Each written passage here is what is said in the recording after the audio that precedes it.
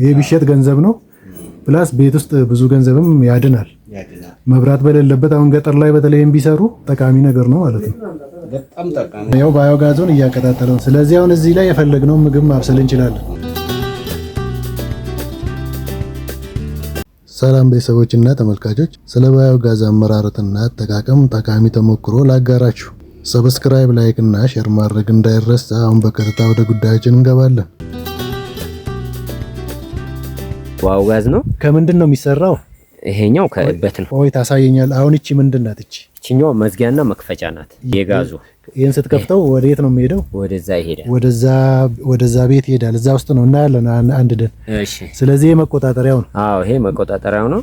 ይዘጋል፣ እንትን ይላል ማለት ነው። ይዘጋል፣ ይከፈታል። አዎ። ከዚህ በፊት የት ነው የሚብላለው? እዚህኛው ውስጥ ይበጠበጣል፣ ከዛ ይላካል ወደዚህ። በየት በኩል? ኦኬ፣ ቀዳዳ እስቲያችን። ኦኬ። ባዮጋዝ ስትጠይቁኝ የነበረው እንግዲህ አጋጣሚ ዛሬ ያው 44 አካባቢ እጄ እየሰራሁላችሁ ነው። እንደምትማሩበት ተስፋ አደርጋለሁ።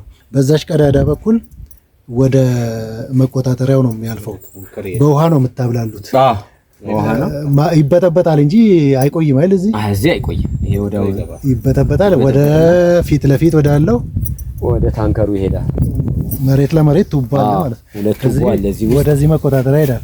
ከዚህ በኋላስ እዚህ ውስጥ ጋና አለ፣ ሌላ ጋና ማለት ምድር ውስጥ መሬት ውስጥ። ኦኬ። በዚህ በኩል እቺ ነጭ ቱቦ እቺኛው እሳት ወደዛ ነው፣ ወደ እሳት መውሰጃ ናት። ጋዟን ሚቴን ጋዝ ነው የሚባለው፣ እሱን ጋዝ ይወስደዋል። ስለዚህ ከዚህ መቆጣጠሪያ በታች መሬት ውስጥ ምንድነው ያለው? ጋና አለ። ጋኑ ምን ያክል ትልቅ ነው? ትልቅ ነው። ያው ይሄኛው 2 በ2 ሜትር ብዙ ይዛል ማለት ነው። ይዛል። እንስሳት እርባታ ያላቸው ሰዎች ይሄን ቢሰሩ ጥሩ ነው ብዬ ነው። በጣም አዋጭነት አለው። ለምግብ ማብሰያ፣ ለመብራት ኃይልም እንደኛ ለምግብ ማብሰያ ይሆናል፣ ለማብራት ይሆናል። እሱን እናያለን። ገብተን እንዴት ነው ይበስልና ማብራት እንዴት ነው ይበራ፣ እሱን እናያለን። ለምግብ ይሆናል፣ ለማብራት ይሆናል። ሌላ ደግሞ ከዚህ ይሄ ታንከሩ ከሞላ በኋላ ወደዚህ ይፈሳል። ኦኬ። ወደዚህ ወደ ጋኑ ይፈሳል። ወደዚህ ጠራቀምና ከዚህ የተሞላ ደግሞ ወዴት ይሄዳል? ወደዚህ ጉድጓድ ይፈሳል። ዛጋ ጉድጓድ አለ። ከዚህ ሞልቶ ዛም ይሞላል። እዚህ ውስጥ ተቃጥሎ ተብላልቶ ይወጣ ወደዚህ ይፈሳል። ከዛ ይሄንን አውጥተን እኛ ይሆነ መዳበሪያ ነው የምናደርገው። ኦኬ። ፍሳሹ ይቀርና ይሄ ደረቁ ኮምፖስት ይሆናል። ከዛ ለእርሻ ደግሞ እንጠቀማለን። ኢቭን ተሽጦም ገንዘብ ይሆናል።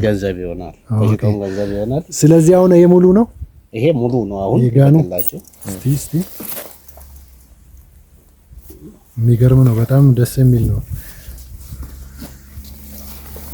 ይሄ ሙሉ ነው። ከዚህ ላይም ተቀርቶ ከተፈለገ ለማዳበሪያነት ይጠቀማል።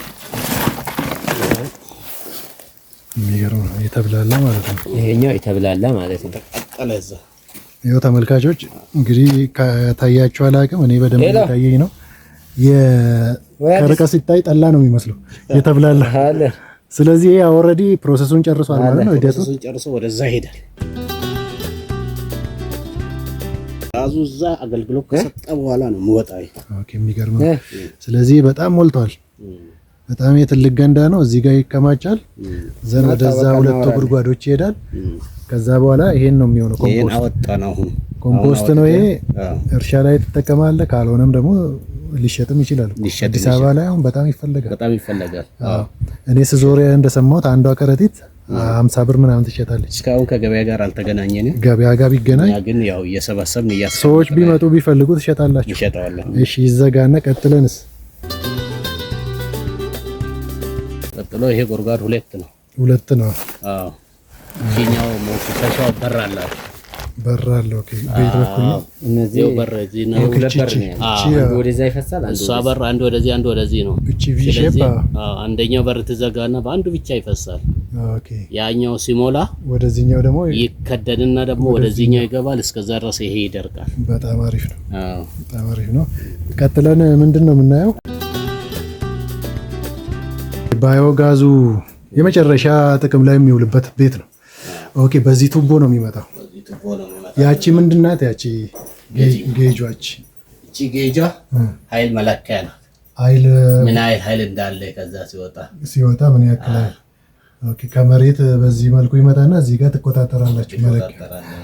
ኦኬ ኃይል ምን ኃይል እንዳለ ኃይሉን ለክቴ ነው እዚህ ጋር መጠቀም። ኦኬ ይሄ ወደ ላይ ሄዶ እቺ ደግሞ በቺ ማብራት እቺ አረንጓዴ ምንድነው?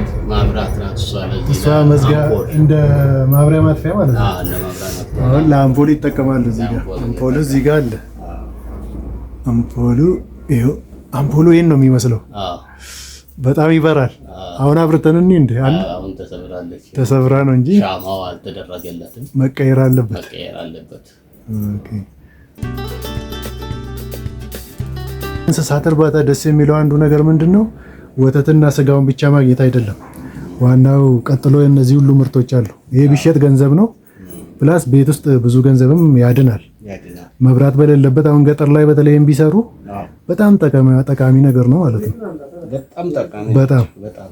በጣም ጠቃሚ ነው። ይሄ ለገበሬዎች በጣም አስፈላጊ ነው። ገበሬዎቹ አጠቃቀሙን አያውቁም እንጂ ትምህርት ከወሰዱ ድካም የለም እኮ በጥብጦ መክተት ነው።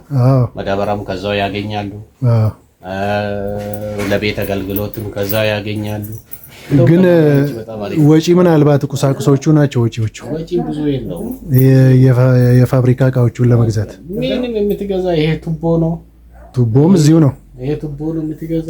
እቺኛው ስቶቫ ነው የምትገዛ። ትሰራለች። እቺ አምፖሏ ነው የምትገዛ። ከዛ ውጪ ሌላ ሁሉ እዚህ የሚደረገው ነው። ኦኬ አሁን ምንድነው ድምፁ? ያው ከፍታል። ኦኬ አሁን ያው ባዮጋዙን እያቀጣጠለው ነው። ተመልከቱ እንግዲህ የሚገርም ነው። እሱ ኃይል መቆጣጠሪያ ናት፣ መዝጊያ ማጥፊያ ናት።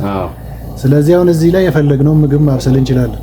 እንግዲህ የከብቶቹ በት ሚቴን የሚባል ጋዝ ያመነጫል። ያ ሚቴን ጋዝ ነው እየተከታተለ ያለው ተመልካቾች። ይሄ በጣም እንደ ሁሉም ሰው ቢሰራ እንስሳት እርባታ ያላቸው ሰዎች ይሄ በጣም አሪፍ ነው። እንደ ሌላ እንትን አይቆይም። ራሱ ምግብ ለማብሰል ማለት ነው ሰከንድ ውስጥ ነው የሚደርሰው እና በጣም ኃይል አለው።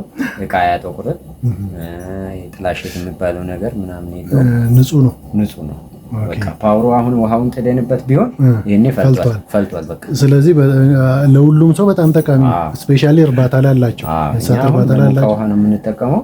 ከብቶቻችን ስናጥበው በዚህ ነው የምንጠቀመው። በ5 ደቂቃ ውስጥ ይደርስልናል። ምግብ ምን ሁሉም የቤት ውስጥ ስራ በዚህ መስራት ይቻላል።